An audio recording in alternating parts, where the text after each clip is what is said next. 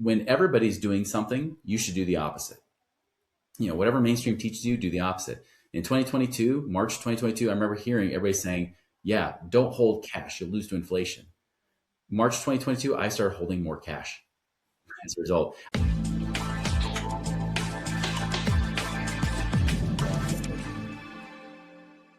So back by popular demand, we have Chris Miles. And if you remember, Chris is the founder of Money Ripples.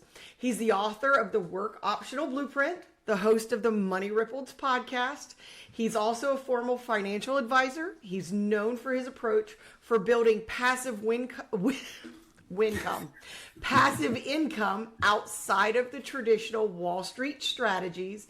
And he's been featured on the outlets like CNN Money, Bigger Pockets, and Entrepreneur on Fire, which he is. Again, Chris Miles, thank you, and make yourself at home. I will, you wascally wabbit. So, everybody was so super excited about everything that you said in our last podcast that they want to know more.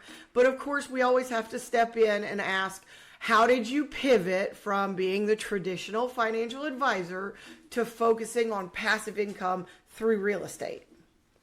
Yeah, I'll be kind of brief since I kind of explained it the last time, right? But yeah, I started out as a traditional financial advisor, drank the Kool-Aid, believed it. I was the saver. I was taught that my whole life, even from my dad, who was the penny pinching saver. You buy everything on sale. You make sure that you always, just save and save. I didn't even know you could use debt. I remember the first debt I ever had was an overdraft account, and I thought I was going to get thrown in jail for using it. And then found out they're like, no, you just pay it back eventually, right? So anyways, I was that, set it and forget it mindset. And after 4 years, I sat down with my dad because he wanted to know. He's like, Chris, I'm 61. I want to retire at some point. This job is literally killing me. I've had heart attacks and strokes. I need to get out. And I looked at all his finances. He was 100% debt free, including his mortgage, not even an overdraft account. He stuffed money in his 401k, his company plan, getting the match and everything like every good boy should.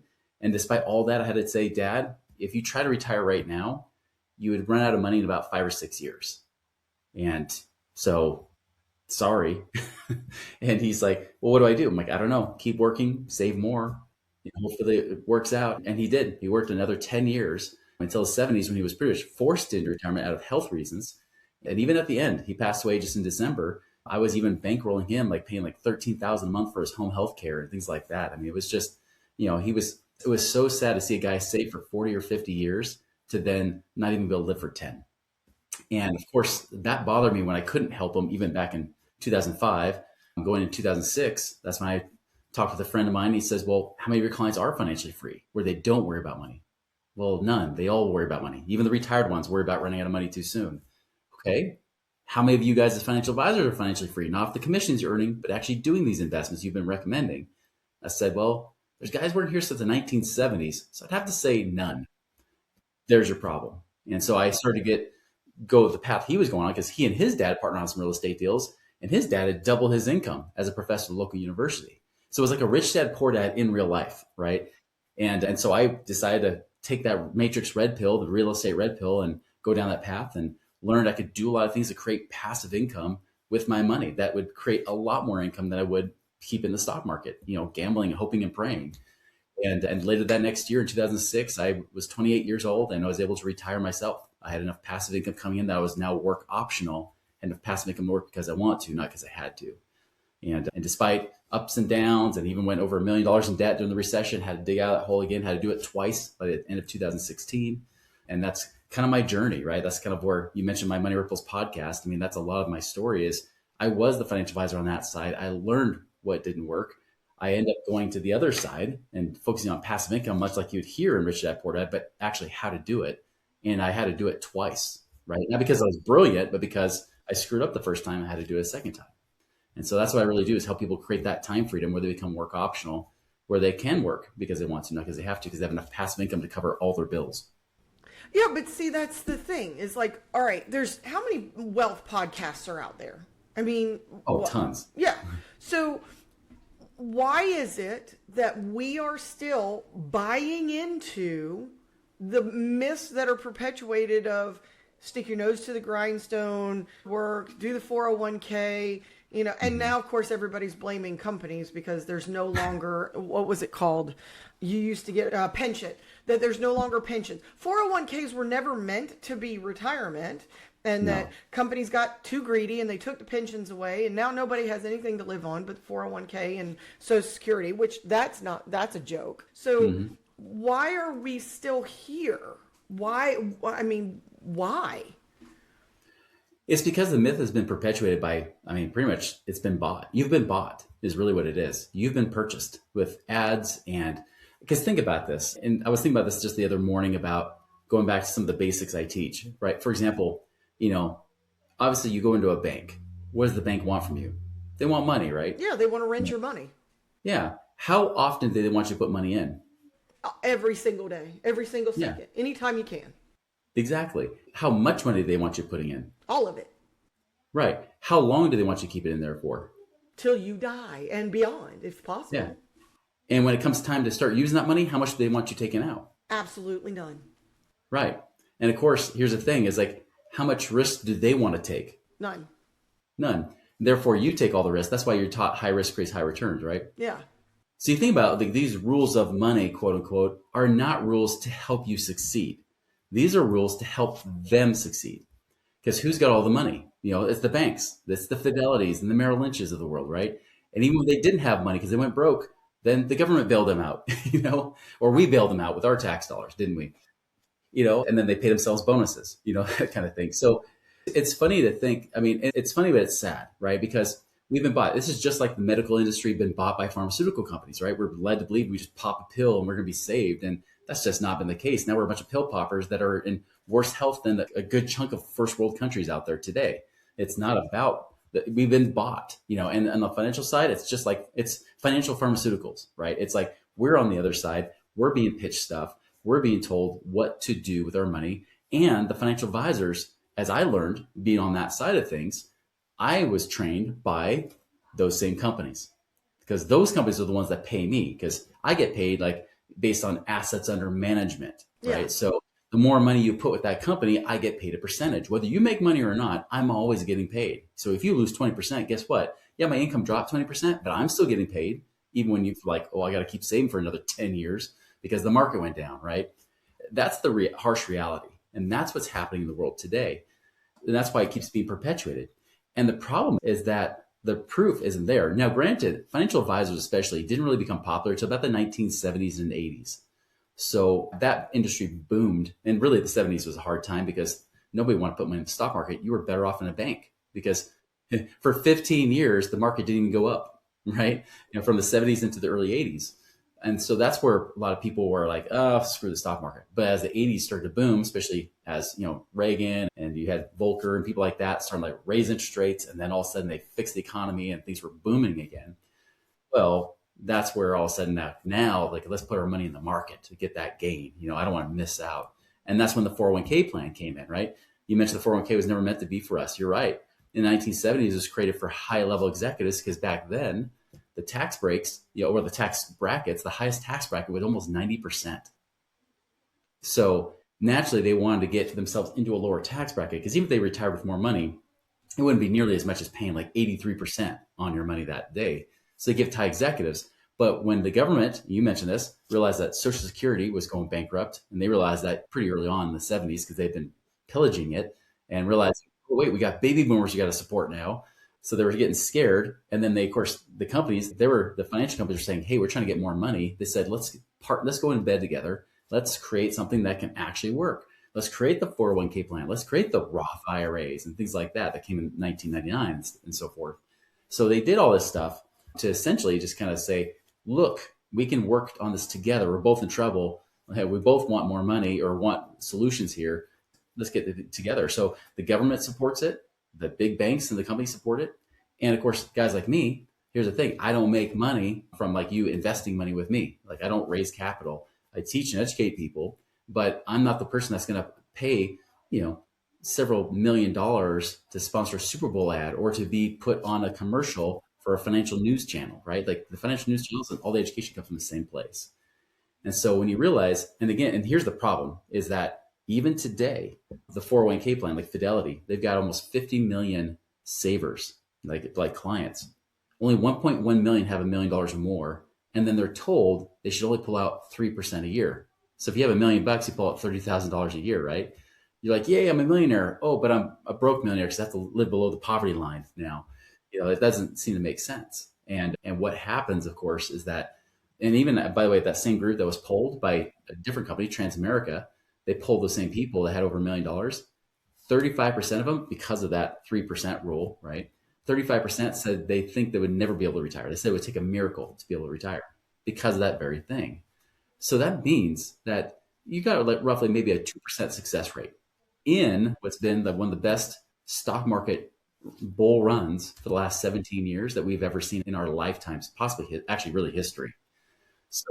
So we're seeing the best we've ever seen, and yet only 2% of people say, okay, I think I'm okay, right? That's a horrible success rate, and yet everybody buys into it because that is the narrative that's pushed out, and you don't really get to hear the other side. And that's really what I'm finding. It's really like people are like, oh, you talk about doing real estate, but I talk about doing hands-off real estate where you invest with the real estate investors and you do that kind of stuff. And that's where people are like, yeah, but my friends and family told me that's risky. It's like, no, it's unfamiliar to them. That's the difference, right? Just because, it doesn't mean just because 5 billion people on this planet say something is true doesn't make it any more true, right? Like if it's a lie, it's a lie. But again, the majority, especially when it comes to money, have often been wrong. So why would I want to follow the majority? Like it's like the definition of insanity, doing the same thing over and expecting a different result. Well, the results are already showing it doesn't work. Why would we keep doing the same thing? So, all right, we're all bought and paid for, but what's the absolute biggest building myth that is out there that keeps being perpetuated? It's the one that supports it, which is the accumulation theory, as I call it, which is you grow your money. You're almost like, it's like a squirrel. Like, winter's coming, right? It's that winter of retirement. So you got to save up all these nuts. And then when the winter happens, you're going to live on those nuts, but don't eat them too fast, because what if winter goes a little bit longer than expected? What if Phil the hedgehog? Yeah, I'm over the hedge. I remember. No, yeah, Phil the groundhog, if he comes out and says, oh, winter's going to be longer, and he's actually right, then of course you're going to try to live off less nuts. And that's what people are doing right now. And that method isn't working. It helps the companies make more money, but not you. So I'll give you an example. I had a guy that recently came to me. He says, Chris, I have $1.9 million in my retirement account. He's like, this month I just turned 59.5, which means he can now finally touch his money he gets taxed on it, but at least he doesn't have to pay the 10% early withdrawal penalty, right? So he's like, finally, I can get my money out of this prison. He's like, I went to my Vanguard financial advisor and I asked him, well, can I retire now? And he wouldn't give me an answer. I said, well, that's interesting. I wonder why. Well, what did you tell him was your income goal? He's like, I want to live on $200,000 a year. He's like, I don't need it, but that would make me very comfortable. I said, $200,000 a year, that's a great goal. I mean, that's like the average of a lot of our clients wanting anyways, is like $150,000 to $200,000, right? And so I said, okay, well, I now know the answer, because either one, he doesn't know the answer, which is possible, because there's a lot of guys that are just financial advisors that just don't know what they're doing. They're salespeople. They're not financial experts. Or two, he knows the answer, but he's scared to tell you the reality. I was like, if it's the latter, let's just pretend it's the latter. He actually knows the answer, but he's not telling you. It's because if you being 59.5, you can only pull off 3% a year if you want the money to last in case there's ups and downs. The 4% rule, that's in your 70s now because people live longer. So that's been debunked a long time ago. I'm like, so 3%, that means if you want $200,000 a year, you get about more than triple your money. You got to get up to almost $7 million. You're almost 2 million right now, but you got to get up to 7 million. And I'm like, and Vanguard, by the way, is predicting that the market in the next 10 years will only do between 2.8 and 4.8%, which means, and that's their optimistic view, which means you'll be better off in a bank CD, is what they're saying for the next decade. Right? And I said, I'm like, so that means you're going to save a lot to be able to triple your money. And he says, Chris, I don't mind working until I'm 70. I just don't want to feel like I have to work until I'm 70. I want the option. I want the choice to not work if I don't want to, or have time off. And I was like, and by the way, I told him, like, congratulations by being about the top 1 or 2% of all Americans in how much you saved. But look at your situation. You're like, man, I can live on $60,000 a year. That's about it right now. I said, but let's switch it. And this is where I teach a different mentality than this accumulation theory, because that's what he was brainwashed into believing. That was the only answer he's been taught his whole life. I said, but let's switch it. I'm like, if you had that 1.9 million, did you know you can lend your money to real estate investors at least 10% a year? I mean, usually it's at least 10 or 12%. So let's just take an example. Let's just say that you instead only got 10% a year. What's 10% of 1.9 million? He said 190,000 a year. And what's your goal? 200,000. I said, bingo. So you're already almost there this year. And actually, if you take that money, reinvest it next year, you'll break your over your $200,000 next year. You can retire when you're 60. He's like, well, that's much better than maybe at 70 if I'm lucky. I'm like, it is. I'm like, but here's the thing. You could also, I'm like, you told me you have a rental property, right? He's like, yeah. He's like, how much you get paid per month on it? $300 a month is my net profit. Okay. And you have how much equity? $800,000. I was like, so that 800,000 is making you 3,600 a year. I'm like, you do the math. That's like you're making a 0.25% a year on your money. You can put it in a savings account or a CD and make a lot more. What if we sold that property this year? You got the money out. Let's say you came out with 700,000, and then that 700,000 made 10%. That adds 70,000 a year on top of 190,000 a year. You're now at $260,000 a year this year. He's like, that's much better. I said, isn't it? I'm like, all it is just shifting that mindset. And that's the thing that most people don't realize they can do is if you shift away from that, slave and save method, I call it, right? Where you just slave and save away, but instead figure out like, how do I actually create income? Because that's what all people want anyways. Shift it to income, then it gets better. And so when I'm on my podcast talking about this stuff, like that's the big thing I have to really pound into people's brains is, yes, you got to shift into this cash flow type of mindset, just like Robert Kiyosaki and Rich Dad Poor Dad teaches, right? But how to actually do it. And that's the thing is that people are often taught, like even in his books, like, oh, well, I got to like become this real estate expert, or I've got to like, and even like, Kiyosaki does like oil and gas, and he like worked for an oil company for years to become an oil expert. You don't have to do that at all.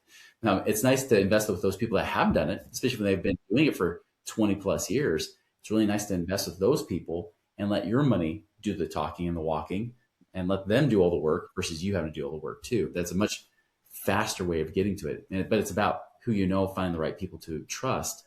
And that's why we kind of created our own, program, one-on-one coaching that connects people with those deals just so they can help them do that kind of thing. And that's the thing is like, all right, so you said, your family tells you, oh, but that's really risky. And you said, no, It's not. It's just unfamiliar. But exactly. Unfamiliar is scary.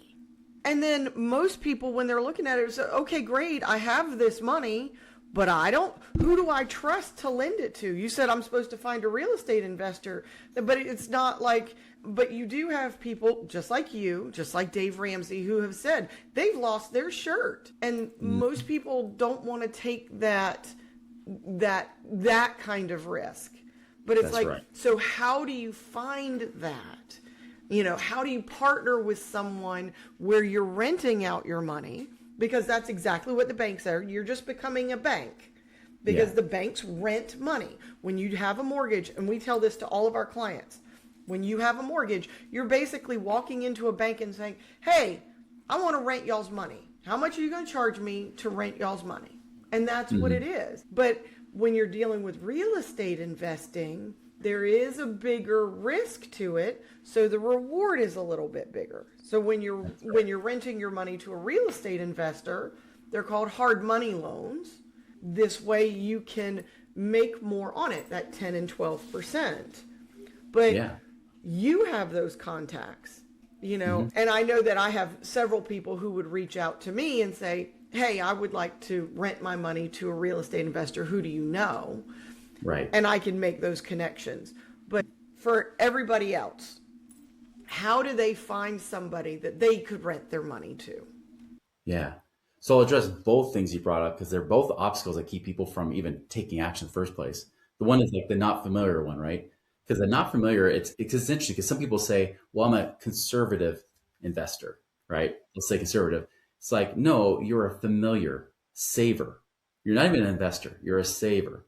And that's because again, you've been brainwashed so long, you're going with what's comfortable, right? And really it's probably you're more comfortable, not even familiar, but comfortable saver. It doesn't mean that you're taking less risk because in my opinion, a conservative person takes less risk. Now, here's the thing is that if I'm putting my money in the stock market, where I have zero control over my money, zero control over what happens. I can't do like what Warren Buffett does, where Warren Buffett, when he was bailing out like Morgan Stanley, he says, yeah, I'll give you guys some money, but you guys can't sell your shares until 2011. Like, he was naming the terms. You don't have any authority. You just ride the waves. You have zero control. You're just hanging on for dear life, right? So when somebody says I'm a conservative investor, it's like, no, you're not.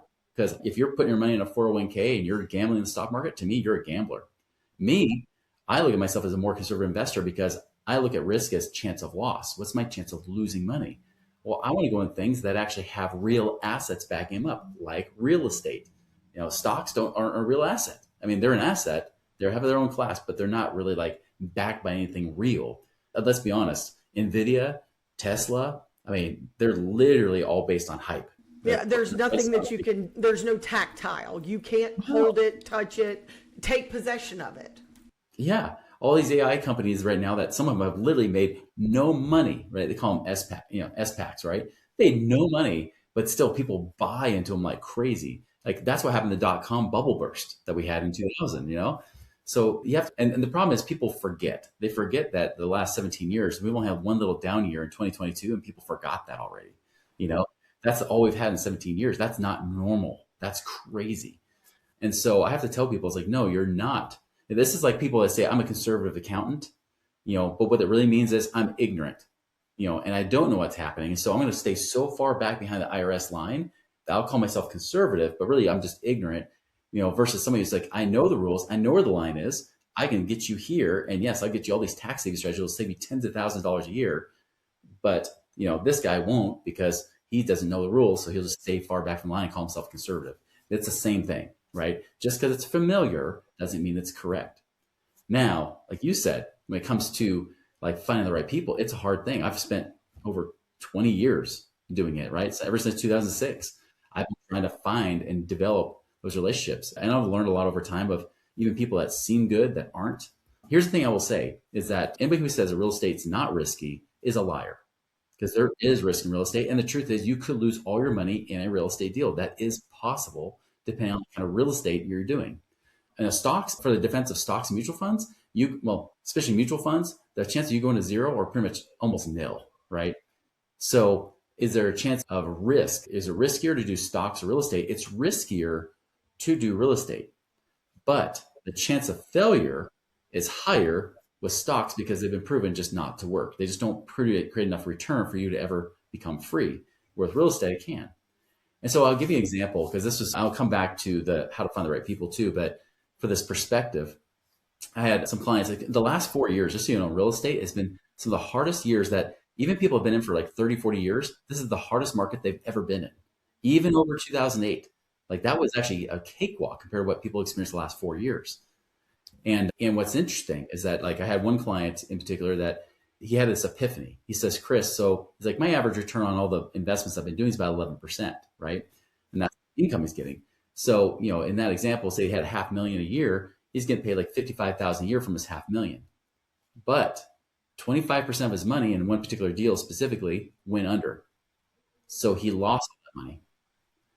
But what's interesting is that, take that, and that's kind of hard to figure out on 500,000. One quarter is like, what is that? 160, sorry, 133. Yes. No, 125. There we go. And I was like trying to remember the exact number here. So 125,000 of it's gone, which leaves him with like, say, 375,000. But again, if he's making even just 10%, that's still over $3,000 a month. That's over $37,000 a year. Remember, even the $500,000, taking out the 3% a year rule, right, is $15,000 a year. And that was his epiphany. He says, Chris, it's interesting. Even though I lost a quarter of my money, I'm still earning more than if I was in the stock market. Because here's what we did. It wasn't just about finding the right person, because you do invest in the jockey, not just the horse when it comes to real estate. But you also have to understand, too, that you don't want to be all in with one investor or with one deal. And so we teach them to diversify in different places, even if it's backed by real estate in different areas.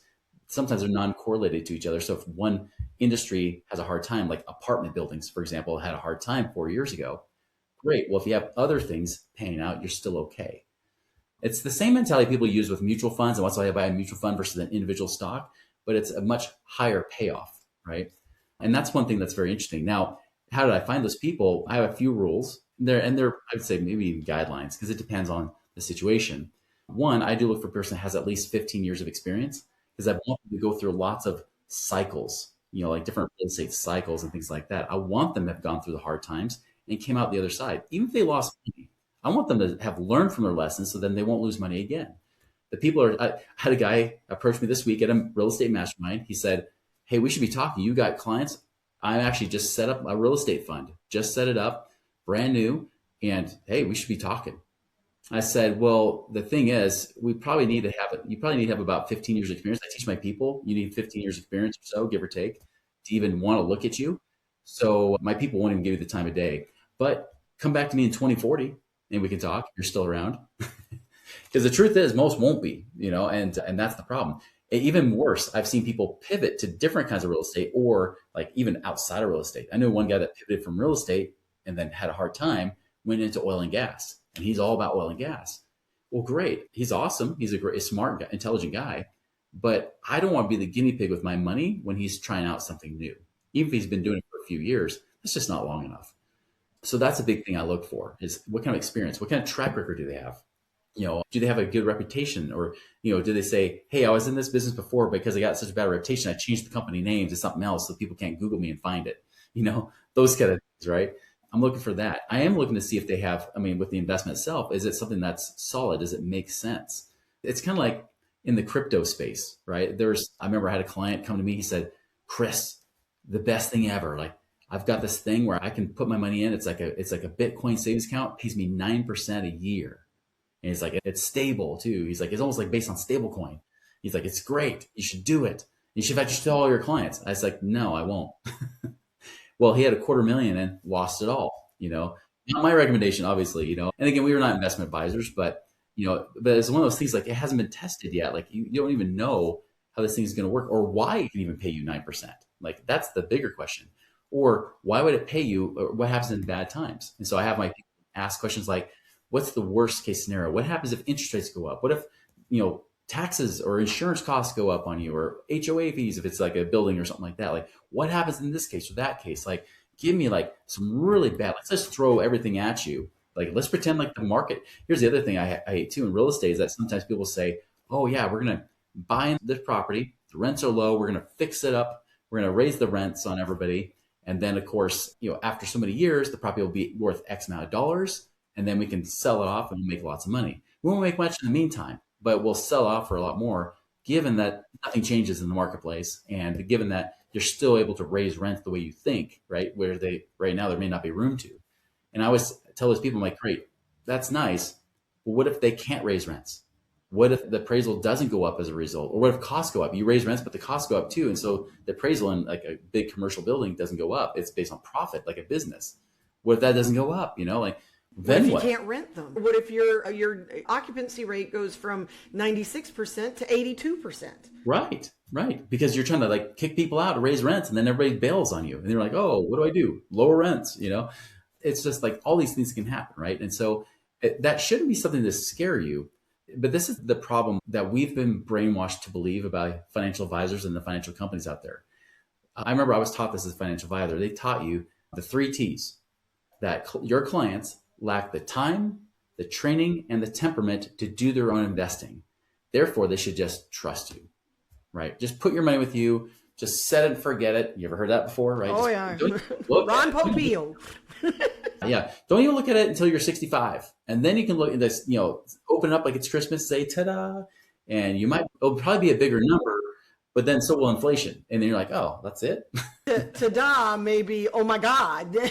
Yeah. Which is happening to people even now. And again, one of the best stock market periods we've had in history. And still people are still saying that same thing. That should give you a clue, right? That maybe it might be broken. And so people will have to become a wise steward of their money, right? I teach people stewardship. Doesn't mean you have to like create a full-time or part-time job doing this. It doesn't have to be that way. And again, now it could be. I did have a client in Florida where very intelligent guy, he coaches other chiropractors. And I was sitting at lunch with him, and he was saying, he's like, "Yeah, I probably spend 10 hours a week looking at different deals. A lot of them real estate or business based or something like that." And I'm like, that's a lot of time. He's like, yeah, it is.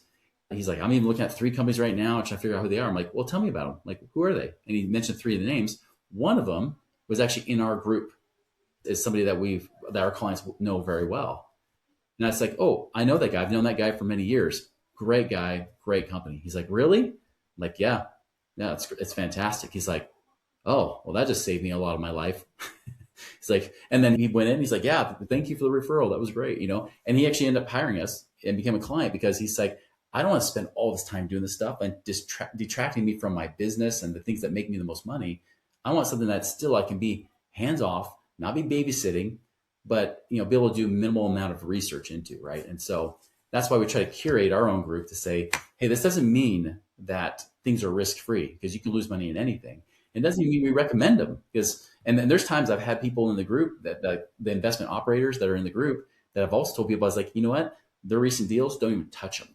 Like I was like, I can't give you a recommendation, but I'm personally not touching these things for myself. Like you do what you want, but I was like when there's one guy that said his vanilla deals were like rentals in Alabama, apartment rentals, right? And then all of a sudden he's like, well, I'm not finding as many deals anymore, so I'm going to do chocolate deals. He even called them chocolate deals. He's like, I'm going to go and do hotel conversions. I'm going to go do this other thing out in Texas or Arizona and things like that. And my people are like, what do you think about these new things? I'm like, he's had no experience doing this stuff. I'm like, you do what you want, but that's a big red flag for me personally. And any of those deals he did, now flashing forward a few years later, all of them went under. And now he's just destroyed his reputation when he was a very good operator, but he just got impatient. He had too much money coming at him. He's like, well, I got to find something to do with it instead of just saying, you know what, it doesn't look good. So that's the thing is like things maneuver, strategies change over time. People, can possibly change over time too. You may not want to invest with them, even though they might have been good 5 years ago, they may not be today.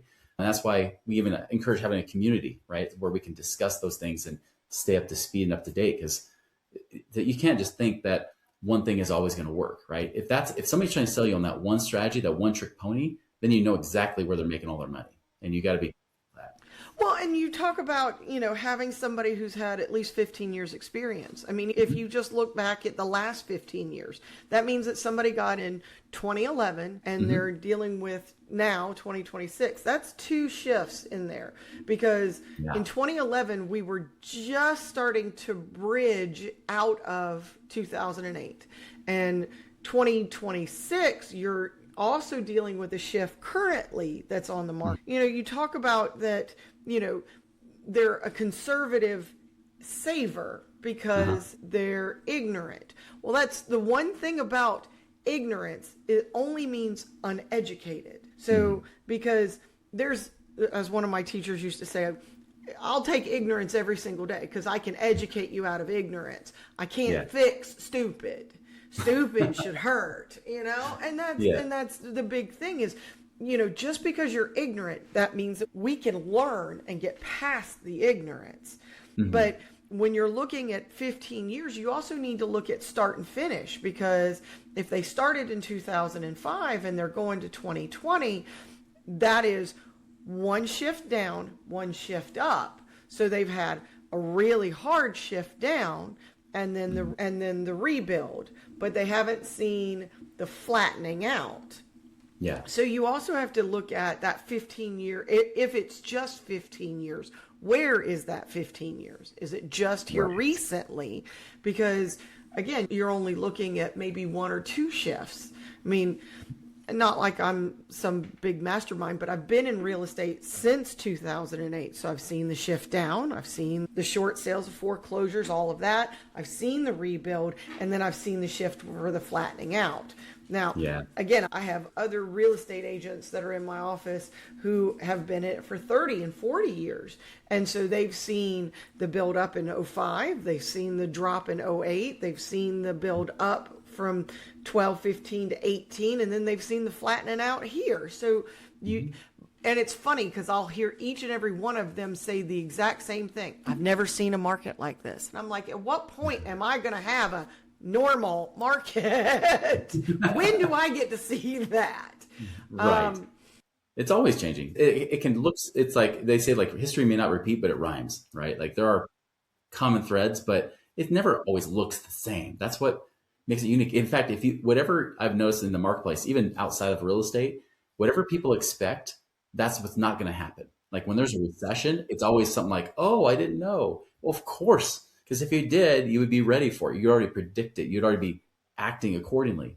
There's always a surprise. So, all right. So let's just talk about 2026. We are literally in May. It is May the 7th. Okay. We are 5 months in.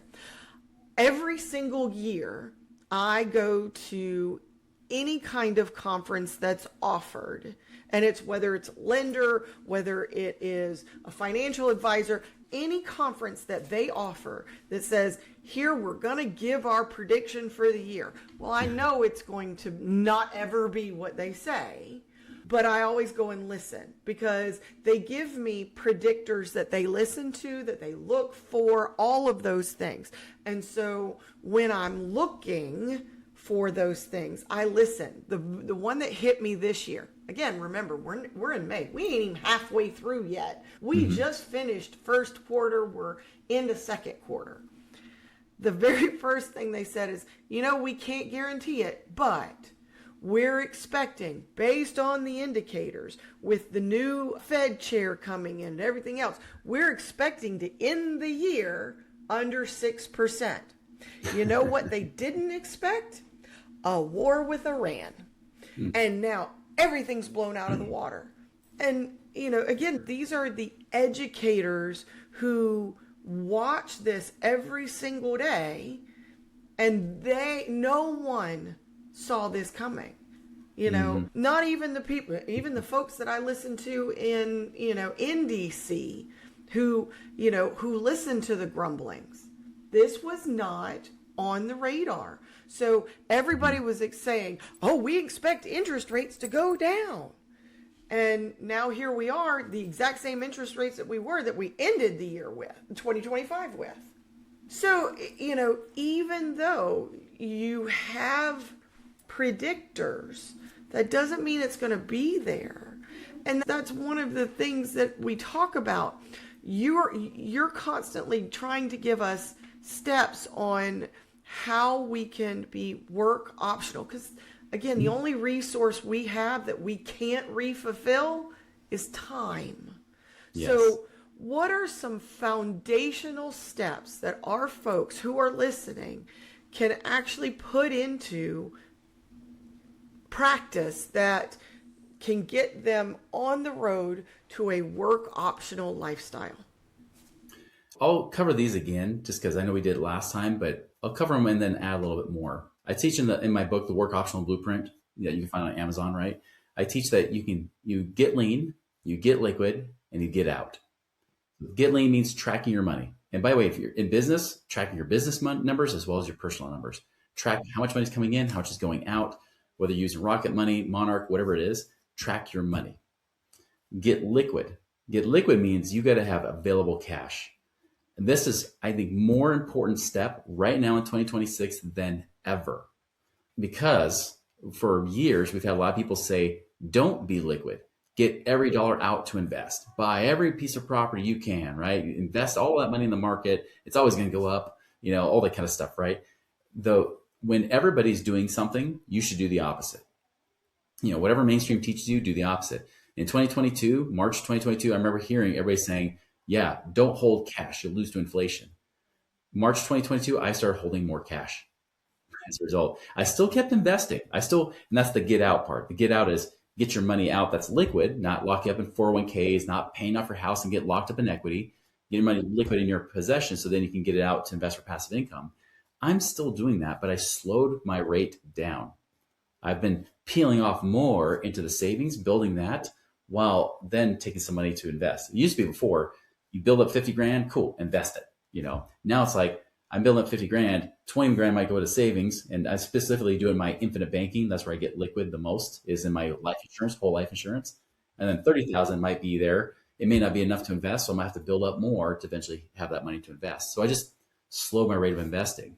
It's just like I stopped buying rentals as much, like turnkey rentals I used to buy before. Now I'm like kind of pausing on that because the market's shifted. But the reason I say that get liquid is so important, if I were to build upon that, was one, is that everything is showing that interest rates will not go down. In fact, if anything, they're going to go up. In fact, it would not be surprising if the Fed sometime this year might even raise interest rates. It may only be 0.25%, but it would not be a surprise. I remember hearing real estate investors for years saying, oh, rates are going to come right back down. I said, well, no, they're not. Because if you follow the 10-year treasury yield, which by the way, here's the problem. People think that the Federal Reserve controls interest rates. Yeah, they adjust the federal funds rate, but they are not the ones in charge. They lag behind the 10-year treasury yield. You follow the 10-year treasuries, which we've been doing, right? And you follow them because, of course, mortgage rates are based on that too. They've been going up, especially since Iran, right? I mean, they did come down. You're right. In February, they did come down. We got a little bit of a sub-6 interest rate for a little bit, right? And then it popped right back up and here's the thing, even if Iran didn't exist, I guarantee we would still see them gone back up because the Feds say they're fighting inflation. They say they're trying to fight it, but they're talking out of two sides of their mouths. Because if you look at the M2 money supply, like you can just Google it, by the way, like I always pull up the Fred chart for M2 money supply, pull it up and you'll see, I'm looking at it right now, you'll see that the spike we saw like in 22, which is when the interest rates had to start coming up because they were pumping out so much money post-COVID, right? Post-2020. They started lowering that. Well, they weren't lowering. They're still producing money. It's still way higher than it was historically, but they started slowing down the amount of money they're pumping in the system. You look at it right now, it's at an all-time high in 2026. They have pumping in so much money into the system, probably keep banks going, obviously. I think that's part of it because I think banks were under stress a few years ago and they're like, we can't pull back too much. Let's make sure there's liquid money in the system. But that's driving inflation because the more dollars you print, the more inflation you create. So they say they're fighting inflation, but they're not. And yes, there are issues with Iran and everything with the supply chain that we haven't felt yet. It takes a couple months before that even hits us in America. We're going to see that soon. So I'm telling people, like when it comes to real estate, don't even count that the prices will even go up for the next few years. In fact, there's probably a good argument to say the prices might even come down a little bit in the next few years. Because right now wages aren't keeping up even close to what they're doing. They're printing money, right? The wages aren't going up as much. In fact, those numbers came out here today, May 7th. Numbers came out saying that although we start to see more production because there's more profit in companies, the wages went down in comparison. So people are still losing inflation. In fact, it's the worst it's been since 1943 when they started tracking these numbers. Right now is the worst when it comes to discrepancy between production in companies and wages. People just don't have the money to spend, and that's going to create forced almost deflation with some of our assets. So when I'm looking at investing, I'm not looking to like count on appreciation. I don't bank on appreciation like I learned not to do in the last recession, right? Because that's where I got in trouble, is I wasn't focused on profit and cash flow. So I'm looking for profit, what works. Oh, by the way, just today I follow a friend who he predicted last year. He says, I think we're going to start seeing some more foreclosures because the 2020 loans are going to start resetting. And lo and behold, they started happening. He's like, I just bought a property at the courthouse, for 10 cents on the dollar. It's like 90% under repair value. So he's like, I just made bank on this. He's like, I guarantee you're going to see more courthouse auctions and stuff like that you're going to find great deals. And people have kind of gone away from it because they couldn't find courthouse stuff for so many years. They just said, all right, fine, I'm going to go find something else or find other ways to source properties. So there's as an agent who that's how I got started, was short sale and foreclosures, because we had the years of 19, 20, 21, 22 where people were throwing money at homes. Mm-hmm. If they have to move, they are underwater because, like, even in Charlotte, like I told you the last time, we're in a bubble. We're usually the last ones in and the first ones out. We don't typically see a lot of we will get hit with whatever wave is coming, but we're not like California or Florida that get hit first, or the California wave, right? Yeah. We're one of the last ones that get in, and we're usually first ones out. But when we're seeing stuff like this, we are seeing folks that were doing that were literally just, I want the box and I'm going to pay you for it. They have not recouped their money even in 4-5 years, because we've had lots of the podcasters have said, oh, this town is doing horrible and so is this town and you're losing money. What we saw, and I do have a graph of this that has watched from the 80s how the home prices have fluctuated, and we saw the huge spike down after 2008, and then the gigantic, but Charlotte itself was about $30,000 overpriced, and from where we should have been if we were just trucking along evenly. And we've now started to see that correction, that even though we still don't have enough inventory in our market, because interest rates are where they are and they've pushed off some of the other buyers, we're now seeing this kind of faux balanced market is what I call it, because you're able to negotiate your price point. You're able to negotiate repairs again. You're not just saying, I don't care what it costs, I just want your box, to have a place to live. So we are starting to see that again. So as people are talking about home affordability out in the world, that it's no longer affordable to be able to buy a home, you are now starting to see some of that come back.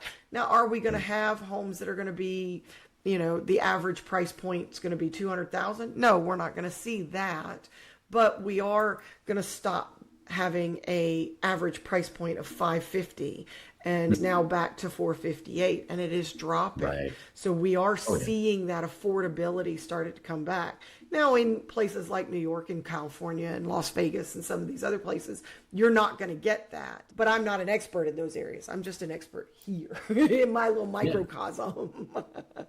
Well, and that's exactly it. I mean, one thing that a lot of people outside of the real estate world don't understand is that when they hear the media, they think it's everywhere. It's like, no, there's literally hundreds of real estate markets in the US. And the ones that didn't see the huge spikes of prices are the ones that also aren't being affected on the reverse side. The ones that saw the huge spikes, like Austin, Texas, or even Phoenix, Arizona, and even in Utah. I mean, Utah now is where I live, is the 6th most expensive state to live, which is just insane to believe. And you're going to see a lot of corrections in the West, and obviously Florida has already seen some of the corrections. We've seen it happen in Texas already, places like that. And that's something that people have to understand. It's like, you have the opportunity. And this is where me as a passive investor, I love it, because if I do want to buy a rental, like a turnkey rental where somebody else property manages it for me, it's nice to know I can buy a property away, out east, for example. Like I could buy something in Charlotte, and not have to deal with what I'm seeing in the West, because everybody gets skewed based on what they see in their own market. So they think the whole world's that way, right? The recency bias, it doesn't work that well. I will say this though, I mean, one thing we are seeing as a big trend right now, and maybe I shouldn't say it on this show specifically, but we talk about like, what's the housing inventory like, and that's those sort of things. Well, you're right. Like in certain markets, like the inventory is great. If we need more inventory, there's a lot of markets where they've overbuilt already. But the NAR, when they report it, saying, "Oh, it's still, it's huge, huge demand for properties. We don't have enough. We got to keep building and building." Well, that's the NAR that pumps out those numbers. So just like in the financial advisor world, right? The NAR is kind of that world as well. I'm not saying they're all evil, and but obviously they want to put out that narrative, right? That, oh no, like there's plenty of opportunity. Come join. By the way, you got, realtors, you pay us every year. So yeah, keep joining. More and more realtors. We need more, right? And it's like, no, we don't need more necessarily, And you know those too, new builds even are cheaper than buying existing homes because they're trying to throw out all these incentives and stuff. And that's not going to last either. So I think you're going to see all of a sudden that come to stop. Immigration also, that where they try to slam the door on immigration, that's a big part of what's been driving our prices up. So yay, if you don't want to pay a higher price for a home, but boo, if you own a home and you want your prices to go up, you want your asset values to grow. So that's the thing. Like we're at a place where everything's kind of exhausted. Stock markets is completely out of whack. It's way overvalued.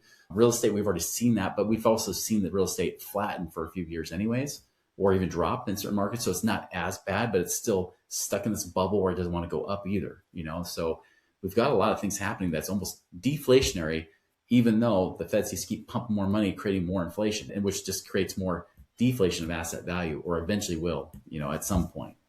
It's just like what, you've talked about. You need to make sure that when you're dealing with a real estate agent, you need to know that the person that you're dealing with has been through it, has seen a few things, and can help guide you through that. Yes, NAR talks about that, we don't have enough inventory across the board, but there are some places. So you need somebody who knows your local market and knows it well. Same thing with you guys. You need somebody who knows not only how to get you out of the, just squirrel it away, and how to get you free and listens to your goals. You need to work with all of these folks to be able to understand how do you make your situation better. Because a regular advice of put it in the stock market may not get you to the goals of what you want. So always talk to somebody who's willing to listen to you and get you to your goals. Chris, you are such a breath of fresh air, and I'm so very thankful for you. And I know that, we were trying to make sure that we covered the things because I've got so many people asking, but we do have not only your Amazon book, the Work Optional Blueprint, we have your website, your LinkedIn, your Facebook, but we also have your contact information that if somebody wants to reach out and contact you, that way they can speak to you directly, we will share that as well. Chris, you are such an amazing human being, and I'm so very thankful for you, and I greatly appreciate your time today. Likewise, really appreciate you having me on today. Have a fantastic day. Thanks for joining me on Make Yourself at Home. I hope you found insights and inspiration to help you navigate your real estate journey with confidence. Don't forget to follow, subscribe, and share this show with your friends because everyone deserves to feel at home. Until next time, stay informed, stay empowered, and keep making moves that matter.